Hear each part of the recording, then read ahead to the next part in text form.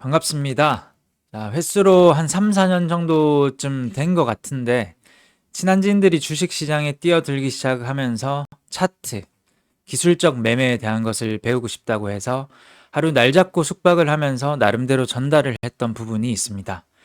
이 하루라는 제약된 시간 동안 개념을 정립을 해주고 또 혼자서도 실전 매매에 파생시킬 수 있는 부분을 고민을 한 끝에 집중했던 부분이 크게는 딱 한 가지에 대한 부분이었는데 그거 바로 이평선, 특히나 장기 이평선에 대한 개념이었습니다.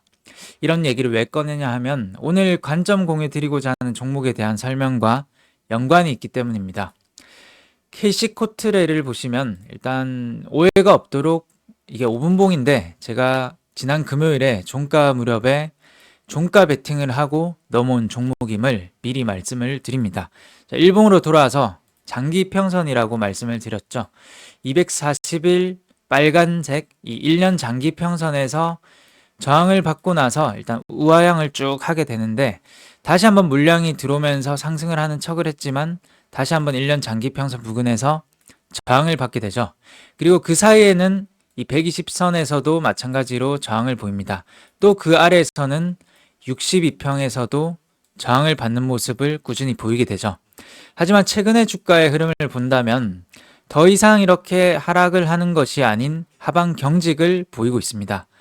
자, 그럼 긴 흐름으로는 한번 차트를 봤고, 자, 그럼 짧은 측면으로 보자면 일단 지난번에는 이평선 242평선에서 물량, 저항, 매물 출회가 되었지만 현재는 매물 출회가 되면서 이렇게 하락을 하는 게 아니고 기간 조정을 거치면서 횡보를 잘 해주고 있죠. 그런 모습이 좋아 보이고 일단 이슈를 한번 보자면 미국에서 온실가스 배출 제한 추진을 하면서 2040년까지 제로로 목표를 합니다. 검토 중이고 시행 시에는 탄소 포집 장치 사용 확대가 전망이 되는데 이 캐시코트렐이 바로 탄소 중립 관련 대표 종목이죠.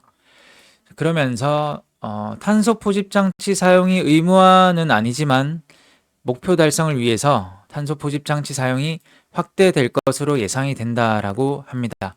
그리고 빌 게이츠가 방한 가능성이 있는데 대한상공회의소에서 5월 3일에 열리는 탄소 중립 국제 세미나에 빌 게이츠 참석을 요청을 했습니다. 이에 최태원 회장과 빌 게이츠 이사장이 만나서 탄소 중립 협력 방안을 논의할 가능성도 나온다. 제가 주식을 하면서 언론을 그렇게 믿지는 않지만 그래도 언론에서 내가 가진 종목을 기사화해주고 이슈화해준다는 것은 주주로서는 또 신규 매매자 입장에서는 고마울 따름이죠. 일단 이슈화가 되고 있다는 것은 모멘텀이 어느 정도 받쳐줄 가능성이 있다는 것이고 일단 제가 지난 영상에서 말씀을 드렸던 게 거래량이 들어오고 나서 집중을 해보자라는 영상인데 제가 무슨 말씀을 하려는지 다 보이시죠 이제? 자, 보시면 일단 거래량이 붙이면서 장대 양봉이 나왔고 그 위에서 내가 매매하면서 추격을 하거나 아니면 이런 트레이딩이 어렵다라고 하시는 분 또는 여건이 안 되시는 분은 이 5일선을 처음으로 이탈하는 이런 자리에서 집중을 해보자 이런 조정의 자리를 관심을 가져보자라는 영상을 지난 영상에 말씀을 드렸습니다. 그러면 이 거래를 붙이고 물량이 붙고 나서 5일선을 처음으로 이탈을 하고 났다는 것은 5일선 이탈 즉 5거래일간 에너지가 이탈이 되었기 때문에 주가는 이 5일선 아래에서 5거래일간 이어갈 가능성이 높다는 것이죠.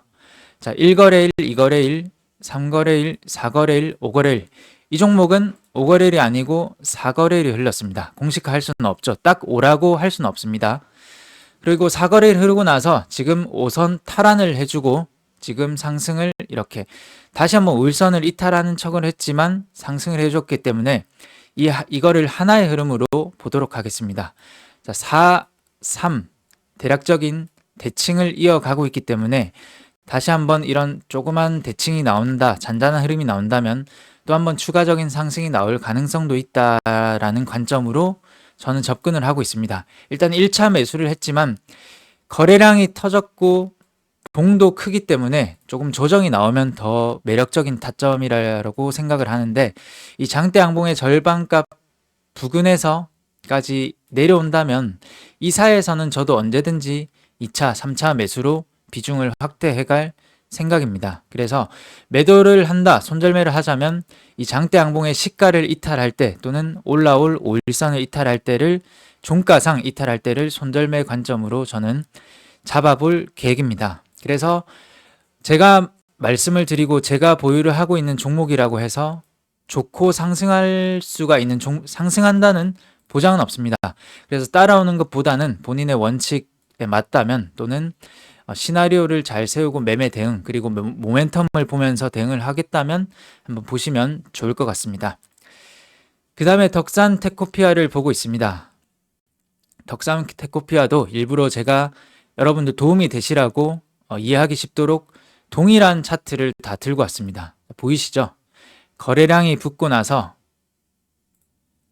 자, 이때 거래량이 붙고 나서 내가 이때 추격 매수를 할 게 아니고 여건이 되지 않고 어렵다면 이 5일선을 이탈하는 움직임을 주시를 해보자. 동일한 흐름입니다. 자, 1거래일, 2, 3, 4. 이 종목은 3거래일이 흐른 다음에 바로 5선을 탈환을 해줬습니다. 그러면 여기서는 바로 이탈을 할 것인가, 상승을 잔잔하게 해줄 것인가, 일단은 봐야 되는 타이밍이죠. 이렇게 잔잔한 흐름 속에서 급등이 나올 수도 있기 때문에 한번 보도록 하겠습니다. 흘렀고 5선을 이탈을 했다. 그 다음 흐름, 이탈을 하는 척을 했다라고 볼 수가 있겠죠. 일단은 이거를 또 하나의 흐름으로 본다면 3거래일 대칭을 이루기 때문에 이 5일선은 지켜줄 가능성이 높다라고 저는 생각을 하고 있고, 그렇다는 것은 이슈 모멘텀이 있다면 상승할 가능성이 높다라고 저는 생각을 하고 있습니다. 자, 그 전에 앞서서 한농화성을 봐야 되는데, 한농화성이 거래를 터뜨리면서 상한가가 나왔죠. 연봉, 월봉, 신고가의 흐름을 띠고 있습니다. 한농화성과 덕산테코피아가 전고체 관련으로 재료가 같습니다.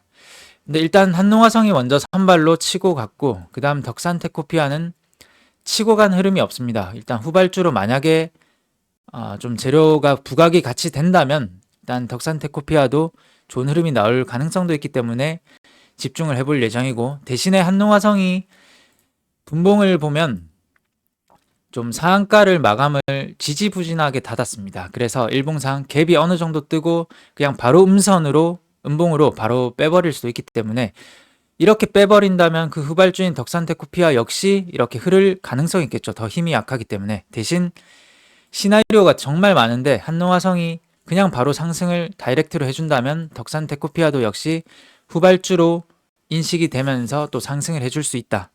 이렇게도 볼 수 있습니다. 저는 근데 바로 따라잡지는 않고 일단 어떻게 흐름이 지켜주는지, 이 5선을 하루 이틀 더 지켜주는지 좀 천천히 볼 계획입니다. 일단 KC코트레를 먼저 들고 있기 때문에 저는 비중 분산은 하진 않습니다. 일단 한 종목에만 들고 가기 때문에 일단 KC코트레를 보면서 덕산테코피아가 어떻게 흘러가는지 천천히 한번 볼 예정입니다. 그래서 이 종목도 모멘텀은 충분히 받쳐주고 있기 때문에 거래량이 터졌고 3 대칭을 이루고 있고, 대칭을 추가적으로 잔잔한 흐름이 더 있다면 잔잔함 속에서 급등이 나올 수도 있다, 이런 측면으로 보고 있습니다. 대신에 이런 좋은 시나리오만 볼 게 아니고 이 5일선을 기준으로 매매를 해봐야 되고, 5일선을 이탈한다, 또 앞으로 추가적으로 완만하게 올라올 21선까지 이탈을 해버린다는 것은 또 21선 에너지 이탈, 즉 20거래일 동안 21선 아래에서 추가적인 하락이 나올 수도 있기 때문에 기회비용을 날리고 또 스트레스를 받을 수도 있어서, 저는 만약에 매매를 한다면 5일선을 기준으로 손절매를 종가상 이탈 시 해볼 시나리오를 잡고 있습니다. 그래서 오늘 정리를 하자면 이 1년 장기평선 또는 위에 있을 2년 장기평선은 거듭 강조해도 지나치지 않는다는 것을 말씀을 드리고 싶고, 지금 저항이 되었던 1년 장기평선에서 저항을 받지 않고 탄력적으로 일단 거래량이 실리면서 흐름이 나오고 있기 때문에 지금 탄소 중립으로 모멘텀도 역시나 부각이, 만약에 이런 4월 23일 일요일 날짜죠. 그리고 빌 게이츠도 방한을 하면서 이런 협력 방안, 가능성, 논의를 하고 이슈화가 되고 기사화가 된다면 추가적인 흐름이 나올 가능성이 있지만 일단 거래량을 터뜨렸고 봉도 크기 때문에 바로 간다는 것은 뭐 바로 가면 좋겠지만 그것보다는 조금 더 눌림, 조정을 잘 기다리면서 천천히 대응해보는 게 좋다라고 생각을 합니다. 덕산 테코피아도 정리를 하자면 역시 한농화성이 선발주로 먼저 치고 가는 흐름을 보였기 때문에 저는 덕산 테코피아가 아직 시세가 크게는 나오지 않았다라고 생각을 해서 집중을 하고 있는데 역시나 이 잔잔한 흐름을 잘 한번 보면서 이 잔잔함이 깨지면 매도, 하지만 깨지지 않는다면 이 5일선 손절가를 두고 손실 대비 수익은 더 큰 손익비가 좋은 종목일 가능성이 높기 때문에 이 두 종목에 집중을 다음 주에는 해볼 예정입니다.